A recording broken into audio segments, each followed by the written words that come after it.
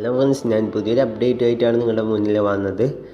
എന്താണെന്ന് വെച്ചാൽ UPSCൻ്റെ NDA-1 2021 notification വന്നിട്ടുണ്ട്.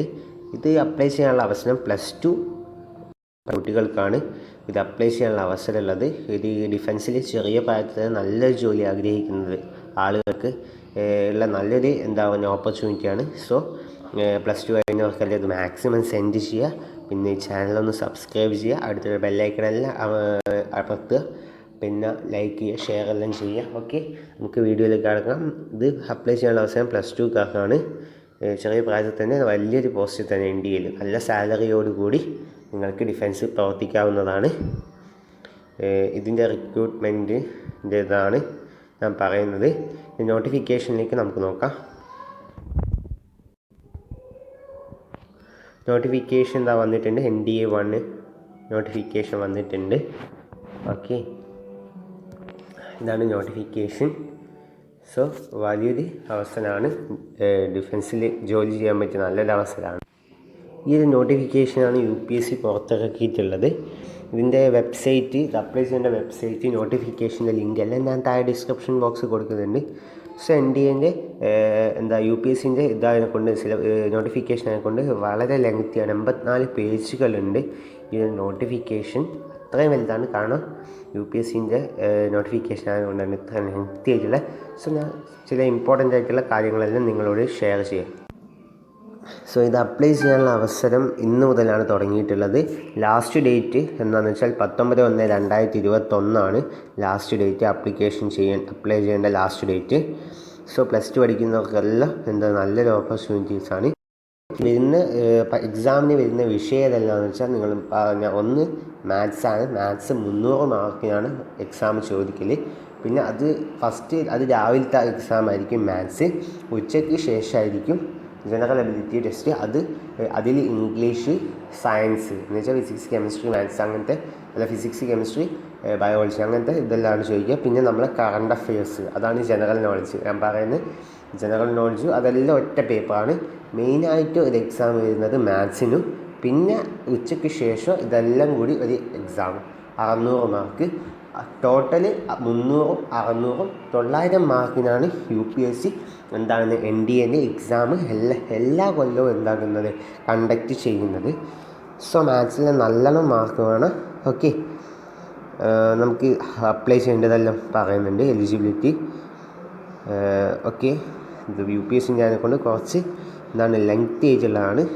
ഓക്കെ, ഇവിടെ നാഷണൽ ഡിഫൻസ് അക്കാദമിയിൽ 370 ഒഴിവുകളാണ് ഇപ്രാവശ്യം റിപ്പോർട്ട് ചെയ്തിട്ടുള്ളത്. അത് ഇപ്രാവശ്യം ഞാൻ പറഞ്ഞിട്ട് ആദ്യം ഒരു 370, 400 ഇതിൻ്റെ ഇടയിലാണ് ഓരോ ഇയറും ഇതിൻ്റെ ഒഴിവുകൾ പ്രസിദ്ധീകരിക്കുന്നത്. ഇപ്രാവശ്യം 370 ഒഴിവുകളാണ് കൊടുത്തിട്ടുള്ളത്. അതിൽ 208 ഫോർ ആർമി, 42 ഫോർ നേവി, അതിന് 120 ഫോർ എയർഫോഴ്സ്. ഇപ്രാവശ്യം പൊതുവെ എയർഫോഴ്സിന് കുറച്ചുകൂടി ഒഴിവുകൾ റിപ്പോർട്ട് ചെയ്തതായിട്ട് കാണുന്നുണ്ട്. കാരണം എയർഫോഴ്സ് സാധാരണ കുറച്ച് ഒഴിവുകളെ ഉണ്ടാകാറുള്ളൂ. So 28 ground duties. പിന്നെ നേവൽ അക്കാദമിയിൽ 30 ഒഴിവുകളാണ് റിപ്പോർട്ട് ചെയ്തിട്ടുള്ളത്. ഓക്കെ, പിന്നെ ആദ്യത്തെ ഏകദേശം 400 ഒഴിവുകളാണ് ഇപ്രാവശ്യം റിപ്പോർട്ട് ചെയ്തിട്ടുള്ളത്. 370 നാഷണൽ ഡിഫൻസ് അക്കാദമിയിലും 30 നേവൽ അക്കാദമിയിലും ഇപ്രാവശ്യം റിപ്പോർട്ട് ചെയ്ത് ടോട്ടൽ 400 ഒഴിവുകളാണ് ഇവർഷവും റിപ്പോർട്ട് ചെയ്തിട്ടുള്ളത്. കേരളത്തിലെ 2 സ്ഥലത്താണ് എക്സാം നടത്തുന്നത്. ആ 2 സ്ഥലങ്ങൾ ഒന്നാമത്തത് കൊച്ചിയും തിരുവനന്തപുരമാണ്. ഓക്കെ, തിരുവനന്തപുരം, കൊച്ചിയാണ് 2 എക്സാം സെൻറ്ററുകൾ. So national defence academy notice limit 2 July 2020 ശേഷവും 1 ജൂലൈ 2005 ഇടയിൽ ജനിച്ചവരേക്കാണ് ഈ ഒരു എക്സാമിന് അപ്ലൈ ചെയ്യാനുള്ള അവസരം. പിന്നെ എഡ്യൂക്കേഷൻ ക്വാളിഫിക്കേഷൻ +2 ആണ്. ആർമി വിങ്ങിൽ +2 ആണ്. ഇതിന് അൾട്ടിമേറ്റ് യോഗ്യത +2 ആണ്. ഇങ്ങനെ +2 ആണ് തോന്നുന്നത്. ഓക്കെ, ആർമിക്ക് +2ഉം air force naval wing national defence academy for the +2 cadet എയർഫോഴ്സിനും നേവിക്കും +2 ഫിസിക്സ്, കെമിസ്ട്രി, മാത്സ് എന്ന് വെച്ചാൽ നമ്മളെ കമ്പ്യൂട്ടർ സയൻസുകാരും പിന്നെ സയൻസ് സബ്ജക്റ്റ് പഠിക്കുന്ന ആൾക്കാർക്കാണ് ഇത് അവസരം. എയർഫോഴ്സിൽ ബാക്കിയുള്ള എല്ലാവർക്കും കൊമേഴ്സുകാർക്കും ഹിസ്റ്ററിക്കാർക്കും എല്ലാം അപ്ലൈ ചെയ്യാം. പക്ഷെ അവരെന്താക്കണോ, ആർമി വിങ്ങിലേക്ക് മാത്രമേ അവർക്ക് എന്താക്കാൻ പറ്റൂ, അപ്ലൈ ചെയ്യാൻ പറ്റൂ. സയൻസ് വിങ്ങായിരിക്കും എല്ലാ ഇതിലേക്കും അപ്ലൈ ചെയ്യാൻ പറ്റൂ. ഓക്കെ. പിന്നെ ഫിസിക്കൽ സ്റ്റാൻഡ് നിങ്ങളെ ഈ ഒരു എക്സാം കഴിഞ്ഞ് കഴിഞ്ഞാൽ, എക്സാം പാസ്സായിക്കോളി പിന്നെ നിങ്ങളെ നേരിട്ട് സർവീസ് സെലക്ഷൻ ബോർഡിൻ്റെ ഇൻ്റർവ്യൂവിനായി വിളിക്കുക.